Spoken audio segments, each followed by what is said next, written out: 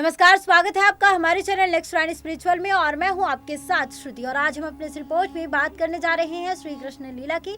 जैसा कि हमने पिछले वीडियो में कृष्ण लीला की कुछ बातें आपको बताई, वहीं आज हम अपने इस रिपोर्ट में श्री कृष्ण लीला की आगे की बात बताने जा रहे हैं। चलिए बताते हैं कृष्ण लीला में आगे क्या हुआ।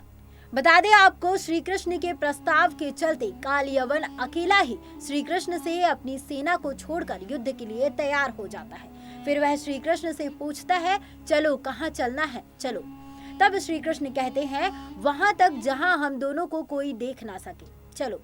फिर श्री कृष्ण उसको इशारे से उस ओर ले जाते हैं जहां वे ले जाना चाहते हैं। दोनों चले जाते हैं। तब सेना नायक अपनी सेना से कहता है कि महाराज की आज्ञा है कि जब तक वो कृष्ण के साथ युद्ध करके नहीं लौट आते, तुम सब यहीं खड़े रहोगे और नगर को चारों ओर से घेर लिया जाए ताकि नगर से कोई भी बाहर ना जाने पाए। यह दृश्य अक्रूर जी नगर के द्वार के ऊपर खड़े होकर देख रहे होते हैं। बता दें आपको, श्री कृष्ण कालयवन को दूर ले जाते रहते हैं तो कालयवन इशारे से पूछता है, और कहाँ चलना है। कृष्ण अंगुली के इशारे से बताते हैं, वहाँ बस पास ही। कृष्ण उसे एक पहाड़ी के पास ले जाते हैं। कालयवन परेशान होकर कहता है, लो अब तो एकांत आ गया। यह सुनकर श्री कृष्ण आश्चर्य से कहते हैं, एकांत आ गया, तब तो भाग जाना चाहिए। ऐसा कहकर वे हंसने लगते हैं और अपने गमछे को हवा में लहराकर हिलाते हैं। यह देखकर कालयवन कहता है, हाँ कायर भगोड़े धोखेबाज, तू समझता है कि मुझसे बचकर भाग जाएगा, पर तू नहीं जानता कालयवन के हाथों तू नहीं बचकर जा सकता। मैं तुझे अभी पकड़ता हूँ। ऐसा कहकर कालयवन श्री कृष्ण के पीछे दौड़ लगा देता है। श्री कृष्ण भी हंसते हुए अपना गमछा लहराते हुए भागने लगते हैं। श्री कृष्ण उसे पहाड़ी के ऊपर की ओर भगा ले जाते हैं। काल यवन भागते भागते कहता है, काल यवन के हाथों उसका शिकार कभी नहीं बचता। मैं तुझे अभी पकड़ता हूँ भगोड़े। यह सुनकर श्री कृष्ण कहते हैं, मैं तो सोच रहा हूँ कि दौड़ने से रक्त में कुछ गर्मी आएगी तो जिससे युद्ध करने में आनंद आएगा। ऐसा कहते हुए श्री कृष्ण हंसते हुए फिर से गमछा लहराते हुए और तेज दौड़ने लगते हैं। तब काल यवन पूछता है, कितना दूर भागना है।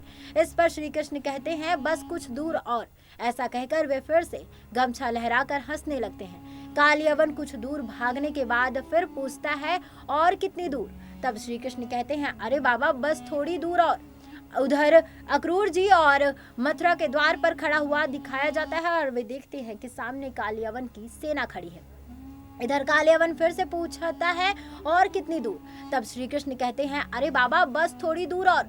यह सुनकर कालयवन कहता है, अरे इस तरह से बहाने मत बना। मुझे तो लगता है कि तू युद्ध करने से डर गया है, इसलिए रण छोड़ के भाग रहा है।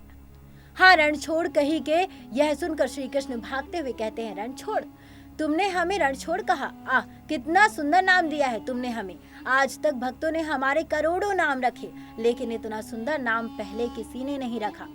आनंद आ गया। यह सुनकर कालयवन कहता है कि अरे आनंद तो तब आएगा जब कालयवन तुम्हारे शरीर पर टांग रख कर तुम्हारे शरीर के तो टुकड़े कर देगा। यह सुनकर कृष्ण कहते हैं, हमें पकड़ोगे तो हमारे टुकड़े करोगे ना।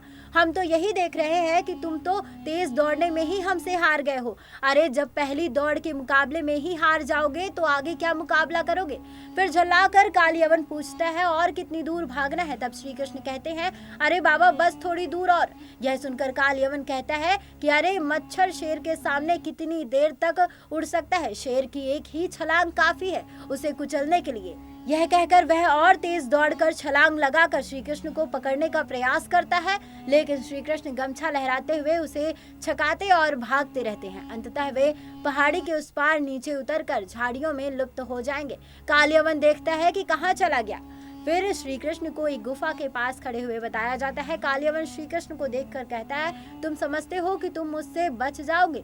फिर वह गुफा की ओर दौड़ता है तो श्री कृष्ण गुफा के अंदर चले जाते हैं। फिर कालयवन गुफा के पास आकर कहता है, तुम समझते हो कि इस अंधेरी गुफा में छुपकर मुझसे बच जाओगे, तो ये तुम्हारी भूल है। अरे कालयवन ने तो बड़े बड़े शेरों को भी ऐसी गुफा में घुस कर मारा है, और तुम तो एक मामूली इंसान हो। ये भी अच्छा हुआ कि तुम इस अंधेरी गुफा में खुद ही घुस गए। अब भागने की भी जगह नहीं मिलेगी। ऐसा कहकर वह हंसता हुआ गुफा में प्रवेश कर जाता है। श्री कृष्ण उसे देखकर गुफा में कहीं और चले जाते हैं। कालयवन गुफा में चारों ओर देखकर कहता है, तुम समझते हो कि इस अंधेरी गुफा में छुपकर मुझसे बच जाओगे। तो ये तुम्हारी भूल है। फिर वह श्री कृष्ण को ढूंढता हुआ गुफा के भीतर और प्रवेश कर जाता है। श्री कृष्ण भी भीतर चलते ही जाते हैं और फिर वे ऐसे स्थान पर पहुंच जाते हैं जहां पर महाराज मुचुकुंद गहरी नींद में सोए रहते हैं। श्री कृष्ण उन्हें ध्यान में से देखकर मुस्कुराते हैं। बता दें आपको कि मुचुकुंद को इंद्र का यह वरदान प्राप्त रहता है कि जो कोई भी उसकी नींद में बाधा डालेगा, उस पर तुम्हारी दृष्टि पड़ते ही वह उसी क्षण भस्म हो जाएगा।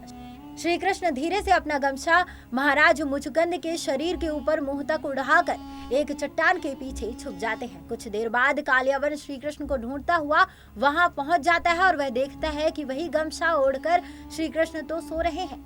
यह देखकर वह जोर से हंसता है और कहता है, मैंने जिंदगी में बड़े बड़े कायर और भगोड़े देखे थे, पर तुम्हारे जैसा कोई नहीं देखा अब तक। वाह, क्या मुंह पर चादर तान कर सो गए हो, ऐसे खर्राटे भर रहे हो जैसे सचमुच बड़ी मुद्दत से सोए हो, दिन दुनिया की कुछ खबर ही नहीं।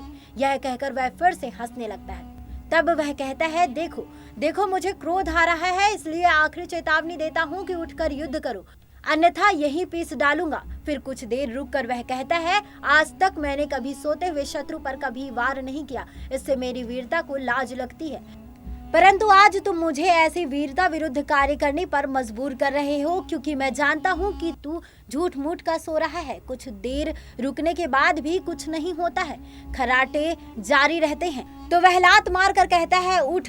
फिर भी खर्राटे जारी रहते हैं। तो वह फिर से लात मार कर कहता है, उठ। फिर वह तीसरी बार लात मारता है, तब फिर अटक अटक कर खर्राटे जारी रहते हैं। तो वह चौथी और पांचवी बार लात मारता है तो सोए हुए मुचुकुंद में कुछ हलचल होती है और उनके खर्राटे रुक जाते हैं। बता दें आपको कि कालियावन लात पर लात मार कर कहता है, उठ उठ उठ। तब मुंह पर चादर ओढ़े सोए मुचुकुंद की नींद खुल जाती है और वह पूछता है, कौन दुष्ट है। यह सुनकर कालियावन चीख कर कहता है, तेरा काल। कालियावन, उठ नहीं तो अभी पैर के नीचे तेरा सिर कुचल दूंगा। ऐसा कहकर कालियावन पुनः लात मार देता है। मुचुकुंद अंगड़ाइयां लेते हैं तो कालियावन उसके मुंह पर पड़ी चादर हटा देता है और फिर उसे यह देखकर आश्चर्य होता है कि यह तो श्री कृष्ण नहीं है। कालियावन मुचुकुंद को सिर से लेकर पांव तक देखता है कि उसका शरीर तो घास से ढका हुआ है। आंख बंद किए मुचुकुंद पूछता है कि ये किस दुष्ट ने हमें नींद से जगाया। ऐसा कहकर मुचुकुंद बड़ी मुश्किल से अपने पैर हिलाकर घुटने मोड़ता है और अपना हाथ हिलाकर घास से बाहर निकालता है। यह देखकर कालियावन आश्चर्य से खड़ा रहता है।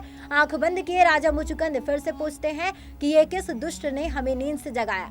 ऐसा कहते हुए मुचुकुंद बड़ी मुश्किल से बैठ जाते हैं और फिर वे अपनी आंखें खोलने का प्रयास करते हैं। वे पहले जहां कालियावन खड़ा रहता है उसकी विपरीत दिशा में देखते हैं तो उन्हें धुंधला धुंधला नजर आता है। फिर वे धीरे धीरे कालियावन की दिशा में देखते हुए आंखें झपकाते हुए पलटते हैं। कालियावन पहले तो उन्हें धुंधला धुंधला सा नजर आता है, फिर वह स्पष्ट नजर आने लगता है। तब मुचुकुंद उसे देखते हैं। कालियावन अचंभित खड़ा रहता है। फिर मुचुकुंद उसे क्रोधवश देखते हैं तो उनकी आंखों से अग्नि निकलती है, जिससे तत्क्षण ही कालियावन जलकर भस्म हो जाता है। आगे क्या हुआ बताएंगे आपको अपने अगले वीडियो में। बता दें कि हमें पूरी जानकारी वेबसाइट्स और अन्य जगहों से प्राप्त हुई है। जानकारी आपको कैसे लगी आप हमें कमेंट बॉक्स में कमेंट कर जरूर बताएं और इस वीडियो को ज्यादा से ज्यादा लाइक करें, शेयर करें और चैनल को सब्सक्राइब करें और देखते रहिए नेक्स्ट टाइम स्पेस।